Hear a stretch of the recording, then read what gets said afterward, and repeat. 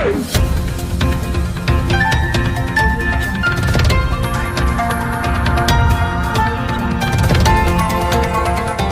देख रहे हैं मगरा न्यूज राजस्थान, खबरें सबसे तेज। देश में कोरोना मामलों की संख्या 67 लाख पार 24 घंटों में आए 61,000 नए केस, 884 लोगों की हुई है मौत। भारत में कोरोना अभी दुनिया में सबसे तेजी से भारत में ही फैल रहा है। हालांकि अच्छी बात यह है कि नए संक्रमण से ज़्यादा ठीक होने वाले लोगों की संख्या भारत में बढ़ रही है। देश में पिछले 24 घंटों में 61,267 नए मामले दर्ज किए गए। हालांकि 884 लोगों की मौत भी पिछले 24 घंटों में भारत में हुई है। वही स्वास्थ्य मंत्रालय के ताजा आंकड़ों के अनुसार देश में अब कुल कोरोना संक्रमितों की संख्या 67,85,000 हो गई है। इनमें से 1,03,000 लोगों की मौत हो चुकी है। एक्टिव केसों की संख्या भारत में घटकर 9,19,000 हो गई है। वहीं कुल 56,62,000 लोग ठीक हो चुके हैं। संक्रमण के एक्टिव केसों की संख्या की तुलना में स्वस्थ हुए लोगों की संख्या भारत में लगभग 6 गुना ज़्यादा है। वहीं एशिया मार्क के मुताबिक 5 अक्टूबर तक देश में कोरोना वायरस के कुल 8,10,71,797 कोरोना टेस्ट किए जा चुके हैं, जिनमें 10,89,403 सैंपल टेस्टिंग कल की गई थी। पॉजिटिविटी रेट भारत में 7% है।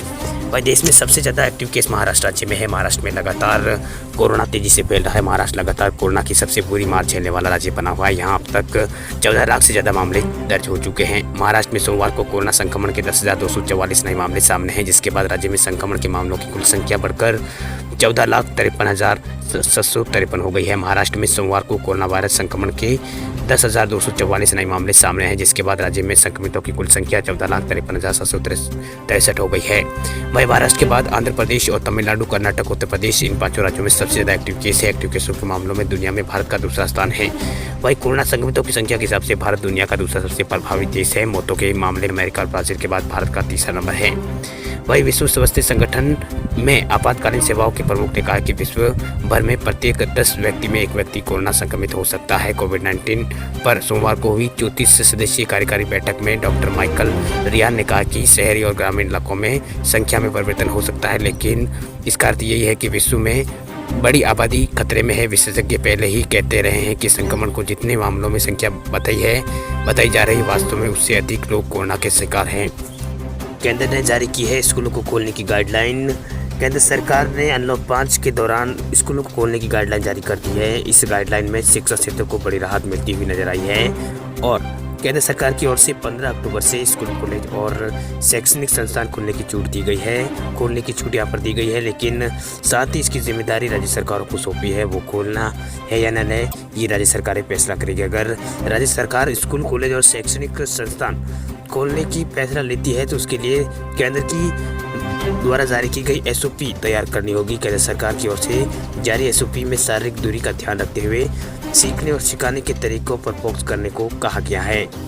वहीं केंद्र सरकार की ओर से जारी एसओपी में जो महत्वपूर्ण बातें हैं, उनमें स्कूल में हर क्लास के बच्चों को आने जाने का समय अलग होगा। वही स्कूल खोलने के 2 या 3 सप्ताह तक मूल्यांकन नहीं होगा। वही सोशल डिस्टेंसिंग का ख्याल रखते हुए समारोह या इवेंट स्कूल में आयोजित नहीं होगा। वही इमरजेंसी केयर सपोर्ट और हाइजीन इन प्रोटेक्शन टीमें यहाँ पर बनानी होगी। वही स्कूल आने से पहले अभिभावकों से लिखित अनुमति की यहाँ पर ज़रूरत होगी। वही ऑनलाइन पढ़ाई की व्यवस्था स्कूलों की ओर से जारी होगी। वही स्कूलों पर डॉक्टर्स और नर्सों को कॉल पर उपलब्ध रहने की जिम्मेदारी रहेगी। वही बच्चों की 100% हाजिरी को लेकर छूट यहाँ पर दी जाएगी। वही स्कूल एसओपी के बारे में नोटिस देकर अभिभावकों को सूचना यहाँ पर दी जाएगी। वही स्कूल में स्टाफ के साथ साथ बच्चों को मास्क पहनना अनिवार्य होगा। वही कोरोना पीड़ित बच्चों के घर पर पाठ्यक्रम सामग्री पहुँचाई जाएगी। वही जिम्मेदारी स्कूल की होगी। वही शिक्षकों और स्टाफों के स्वास्थ्य के रूटीन यहाँ पर जांच होगी। वही मानसिक स्वास्थ्य के लिए काउंसलर यहाँ पर रखने होंगे। हरियाणा केंद्र सरकार की ओर से स्कूलों को खोलने को लेकर गाइडलाइन जारी कर दी है।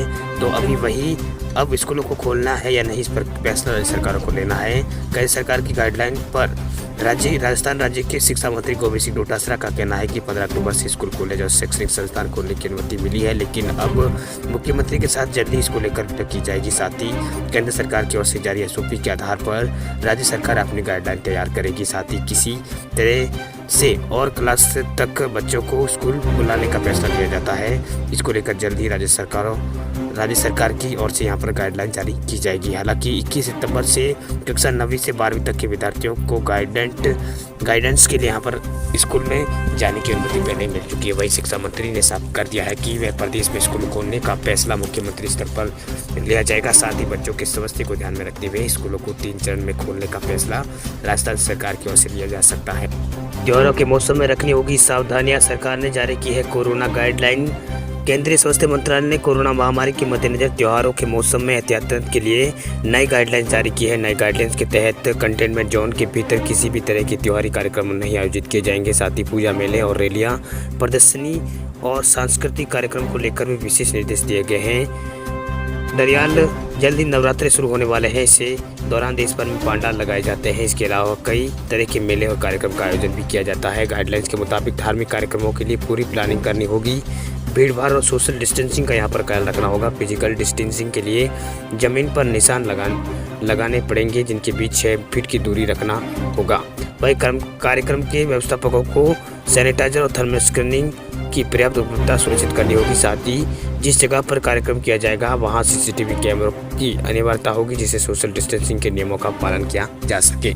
वही धार्मिक कार्यक्रम के दौरान फिजिकल डिस्टेंसिंग और मास्क अनिवार्यता और ज़्यादा महत्वपूर्ण हो जाएंगे। इसके अलावा धार्मिक रैलियों में रूट प्लानिंग भी पहले से की जाएगी। वही मूर्ति विसर्जन की जगह भी पूर्व निर्धारित होगी, जिस दौरान लोगों की मौजूदगी बेहद कम संख्या में यहाँ पर रखी जाएगी।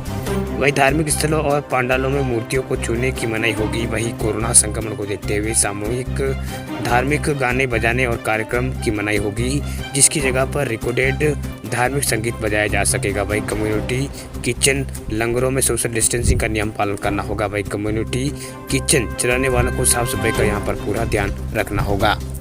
सस्ता घर खरीदने के लिए शानदार मौका, 2,67,000 रुपये तक की मिलेगी सब्सिडी। प्रधानमंत्री आवास योजना के तहत सरकार लोगों को काफी सस्ते दामों में यहां पर घर उपलब्ध करा रही है। प्रधानमंत्री आवास योजना के तहत शहरी और ग्रामीण क्षेत्रों में सस्ते घर खरीदे जा सकते हैं। आपको बता दें कि सरकार ने 31 मार्च 2022 तक 2,47,000 करोड़ घर बनाने का यहाँ पर लक्ष्य रखा है। इस योजना के अंतर्गत आर्थिक रूप से कमजोर वर्ग के लोगों को घर लेने का सपना पूरा वो लोग कर सकते हैं। आपको बता दें कि प्रधानमंत्री मोदी ने 25 जून 2015 को इस योजना की शुरुआत की थी। सरकार होम लोन के ब्याज पर 2.67 लाख रुपए की सब्सिडी देती है, यानी 2,67,000 रुपये की यहाँ पर सब्सिडी देती है। आपको बता दें कि सरकार ने 31 मार्च 2022 तक 2,47 करोड़ यहाँ पर 2,47 लाख घर बनाने का लक्ष्य रखा है। वही 6 अक्टूबर तक यहाँ पर 1.68 करोड़ घरों को मंजूरी दी गई है। ये दूसरे चरण के तहत पूरे किए जाएंगे। वही ग्रामीण विकास मंत्रालय की ओर से इस बारे में समीक्षा की गई है। इसके तहत आर्थिक रूप से कमजोर वर्ग को सस्ते मकान मिलते हैं। इस श्रेणी में 3 श्रेणी होती है: आर्थिक रूप से कमजोर और निम्न और मध्यम वर्ग। वही आर्थिक रूप से कमजोर वर्ग के लिए 3 लाख की वार्षिक आय वाले परिवार की होनी चाहिए। वही निम्न वर्ग में 3 लाख से 6 लाख रुपए तक की वार्षिक आय वाले परिवार आएंगे। वही मध्यम वर्ग में 6 लाख से 12 लाख वाले परिवार आएंगे। वही इस योजना में आवेदन के लिए प्रधानमंत्री आवास योजना के तहत आवेदन करने के लिए पहचान पत्र के रूप में पैन कार्ड होना जरूरी चाहिए। वही एड्रेस प्रूफ के लिए वोटर आईडी, आधार कार्ड, पासपोर्ट और ड्राइविंग लाइसेंस, सरकार द्वारा दी गई कोई फोटो आईडी कार्ड आदि इसमें ये वह इनको प्रूफ में पिछले 6 माह की बैंक स्टेटमेंट और इनकम टैक्स रिटर्न की रसीद और पिछले 2 महीने की सैलरी स्लिप आपको देनी होगी। वह प्रधानमंत्री आवास योजना के तहत आवेदन ऑफलाइन और ऑनलाइन माध्यम से कर सकते हैं। ऑनलाइन के लिए यहाँ पर www.pmaymis.gov.in पर आवेदन आप कर सकते हैं। इसके अलावा कॉमन सर्विस सेंटर यानी CSC के माध्यम से भी उपलब्ध फॉर्म भरकर स्कीम के लिए ऑनलाइन आवेदन अप्लाई किया जा सकता है। आज फिर गिरे हैं सोने के दाम। सोने की कीमत ऑल टाइम हाई रेट से करीब 6,000 रुपये तक गिर चुकी है। इस बार कारोबार हफ्ते में यहाँ पर सोने में गिरावट दर्ज हो रही है। आज भी सोना 158 रुपये से अधिक गिरा है, जबकि कल भी सोना सुबह 450 रुपये तक की गिरावट सोने में देखी गई थी। इस कारोबार हफ्ते के पहले दिन में गिरावट के साथ सोना आज भी गिरावट इसमें देखी जा रही है। सोमवार को सोना 50,726 रुपये प्रति 10 ग्राम के स्तर पर बंद हुआ था, जो आज सुबह 158 रुपये गिरावट के साथ 50,768 रुपये प्रति 10 ग्राम पर खुला है। हालांकि शुरुआती कारोबार को देखते हुए सोने में रिकवरी शुरू हो गई है, लेकिन उतार चढ़ाव का सिलसिला जारी है। सोने ने शुरुआती कारोबार में यहाँ पर 50,700 रुपये प्रति 10 ग्राम के उच्चतम स्तर और न्यूनतम यहाँ पर 50,468 रुपये के न्यूनतम स्तर को यहाँ पर छू लिया है। वहीं वायदा बाजार में सोने के भाव में 0.71% तक की गिरावट आई है, जिसमें 50,110 रुपये प्रति ग्राम ये रह गया है। हाजिर बाजार में मांग घटने पर सटोरियों ने सौदे हल्के किए, जिससे वायदा भाव में भी नरमी रही है। मल्टी कमोडिटीज एक्सचेंज में अक्टूबर डिलीवरी के लिए सोने का भाव 360 रुपये प्रति रुपये यानी 0.71% गिरकर ये 50,110 रुपये प्रति 10 ग्राम रह गया है। अब प्लाट के लिए 67 प्लाट के लिए कारोबार किया गया। इसी प्रकार दिसंबर डिलीवरी के लिए पीली धातु वायदा भाव 425 रुपये यानी 0.84% घटकर 50,145 रुपये प्रति 10 ग्राम रह गया। इस महीने में 15,521 लॉट कारोबार हुआ था। वहीं न्यूयॉर्क में सोने का भाव 0.22% घटकर 1897 डॉलर प्रति औंस बोला गया है। वहीं दिल्ली के सराफा बाजार में सोने का भाव सोमवार को 389 रुपये टूटकर 51,192 रुपये प्रति 10 ग्राम रह गया। वहीं HDFC सिक्योरिटीज के अनुसार कमजोर वैश्विक संकेतों के चलते बहुमूल्य धातु का भाव में गिरावट हो रही है। इसी तरह सराफा बाजारों में चांदी का भाव भी 266 रुपये गिरकर 61,902 रुपये प्रति किलोग्राम रहा। वहीं पिछले कारोबार दिवस पर सोना 51,581 प्रति 10 ग्राम और चांदी 62,368 रुपये प्रति 10 ग्राम पर बंद हुई थी। अंतर्राष्ट्रीय बाजारों में सोना 1,852 डॉलर प्रति और चांदी 23.81 डॉलर प्रति औंस यहाँ पर रही है।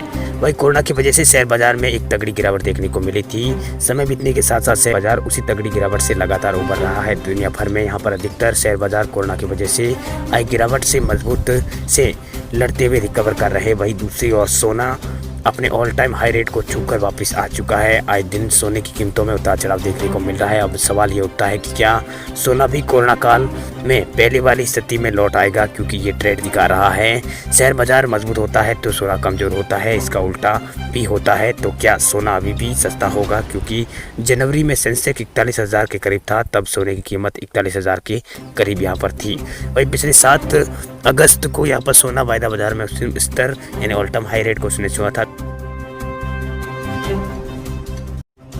खबरों की दुनिया में आइए हमारे साथ कहीं भी और कभी भी जुड़िए। हम मिलेंगे फेसबुक पर, हम दिखेंगे यूट्यूब पर, हमें फॉलो कीजिए ट्विटर पर।